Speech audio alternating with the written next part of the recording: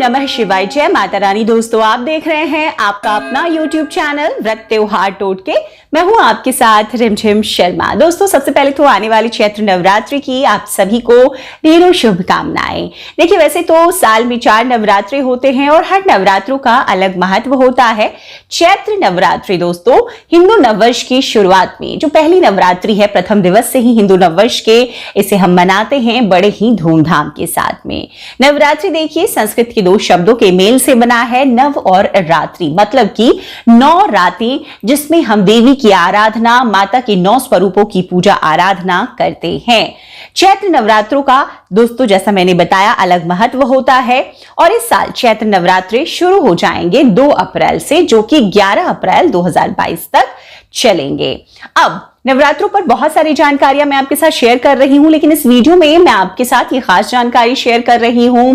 देखिए, नवरात्रों में माता की पूजा आराधना करते हैं कई लोग और कई लोग नहीं कर पाते हैं किन्हीं भी कारणवश, लेकिन उन लोगों को भी इन नवरात्रों में 9 जो खास दिन है माता के, इनमें किन कार्यों को भूल कर नहीं करना चाहिए, यही जानकारियां इस वीडियो में मैं आपके साथ शेयर करने जा रही हूं। देखिए, नवरात्रों में जरूरी नहीं है कि हर कोई पूजा आराधना करे, लेकिन कम से कम माता को प्रसन्न करने के लिए, उनसे आशीर्वाद प्राप्त करने के लिए 1 या 2 दिन भी अगर करते हैं आराधना, लेकिन पूरे 9 दिनों तक इन कार्यों को उन्हें वर्जित रखना ही चाहिए।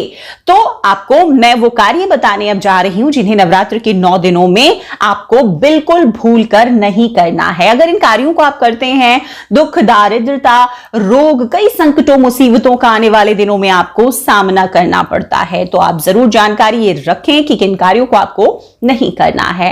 पहला कार्य दोस्तों देखिए, वैसे तो हमें पूरे साल महिलाओं का सम्मान करना चाहिए, खास तौर पर नवरात्र में आपको महिलाओं का सम्मान जरूर करना चाहिए। अपनी तरफ से उनकी भरपूर मदद करें। महिलाएं भी, ये पुरुषों के लिए तो है ही, महिलाओं की भी बात मैं कर रही हूं, और कन्याओं को तो आपको इन दिनों में बेहद प्रसन्न रखना चाहिए। देखिए, हम अष्टमी नवमी की तिथि में कन्या पूजन करते हैं, लेकिन नवरात्र के 9 दिनों में अगर संभव है तो आप हर रोज किसी न किसी कन्या को प्रसन्न करें, उसे कुछ उपहार दें, उनके लिए कुछ ऐसी चीज करें जिससे वो खुश हो। इससे माता का आशीर्वाद आपको स्वतः प्राप्त हो जाता है बिना कुछ किए दोस्तों। तो ये कार्य जो है, आपको कन्याओं का अपमान, निरादर उन्हें बिल्कुल नहीं करना है। किसी भी प्रकार से उन्हें दुख तकलीफ आपको नहीं देनी है, उन्हें प्रसन्न रखना है।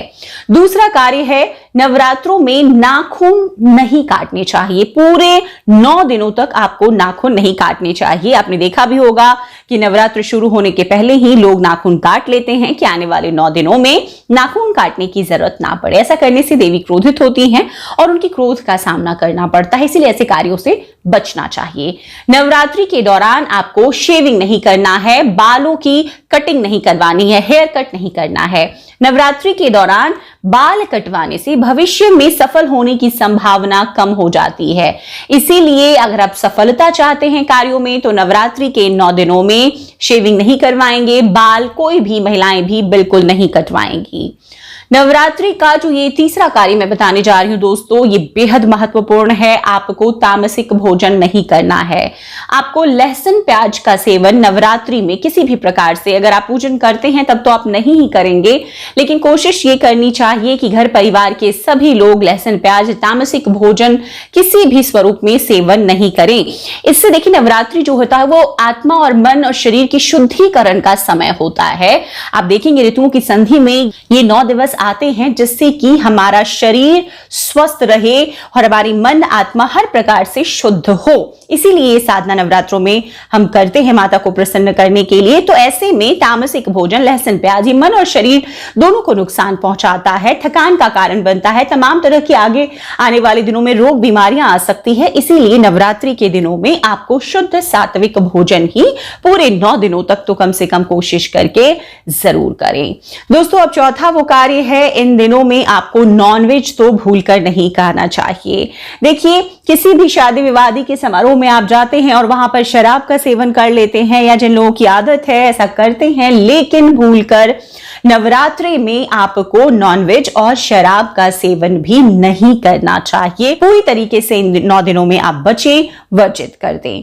दोस्तों, अब जो छठा कार्य है, नवरात्रों के 9 दिनों में किसी भी व्यक्ति को लेदर से बनी हुई चीजों चीजों का इस्तेमाल नहीं करना चाहिए। देखिए, लेदर से बने हुए पर्स हम रखते हैं, वॉलेट, आप चमड़े के जो बेल्ट हैं वो पहनते हैं, जूते पहनते हैं, जैकेट पहनते हैं, कई तरह से हम लेदर का इस्तेमाल करते हैं। लेकिन कोशिश करना चाहिए, ये उनके लिए तो बेहद खास है जो नवरात्रों का व्रत करते हैं, तो ऐसे में उन्हें तो बिल्कुल नहीं करना चाहिए।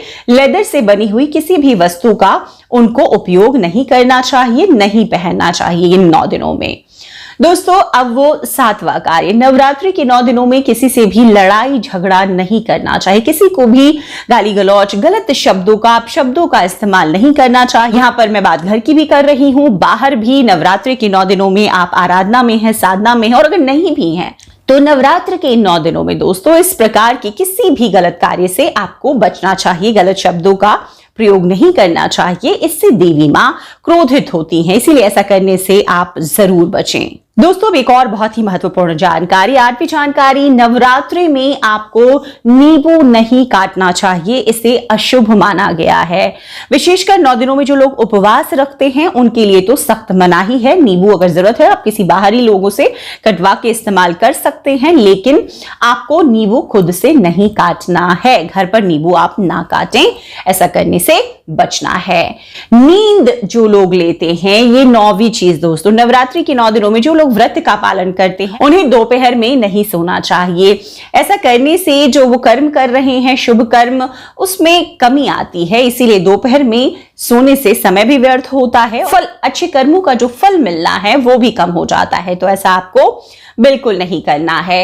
अब दोस्तों, 9वां और आखिरी कार्य मैं बता दूं, नवरात्रि के 9 दिनों में अगर आपने घर में अखंड ज्योत लगाई है, कलश की स्थापना की है, तो हर समय आपका ध्यान उन चीजों पर ही होना चाहिए। अखंड ज्योत बनी रहे, कलश जो आपने स्थापित किया हो उसे किसी भी प्रकार से कोई भी परेशानी ना हो। जहां पर कलश स्थापना है वहां पर जूते चप्पल पहनकर लोग नहीं जाएंगे। वो कमरा बिल्कुल हर दिन पूरी तरह से आप उसे स्वच्छ करेंगे, साफ रखेंगे। अखंड ज्योत की ज्योत पर आपको ध्यान देनी है। नवरात्रि के 9 दिनों में यहीं पर मैं आपको बता दूं, घर को कभी अकेला नहीं छोड़ना होता है। जिस भी घर में अखंड ज्योत लगी होती है या कलश स्थापना होती है, नवरात्र के 9 दिनों में कभी भी हम घर को अकेला नहीं छोड़ते। देखिए, माता का आह्वान किया है हमने और माता को हमने घर पे बुलाया है, उनकी पूजा आराधना कर रहे हैं, तो घर को अकेला छोड़ने का मतलब यहां पर है कि घर को हम बंद नहीं करते, ताला बंद करके कहीं बाहर नहीं जाते। कोई ना कोई व्यक्ति घर में होना चाहिए।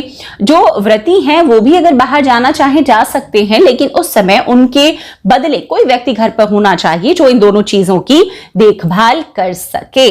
तो ये दोस्तों, ये ऐसे 9 कार्य हैं जो आपको नवरात्र के इन 9 दिनों में भूल कर नहीं करना चाहिए। सभी वर्जित कार्य हैं।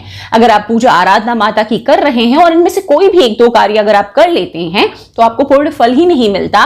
माता को प्रसन्न करने के लिए आप कर रहे हैं इतनी साधना, वो सब बेकार हो जाती है और माता क्रोधित, नाराज हो जाती हैं।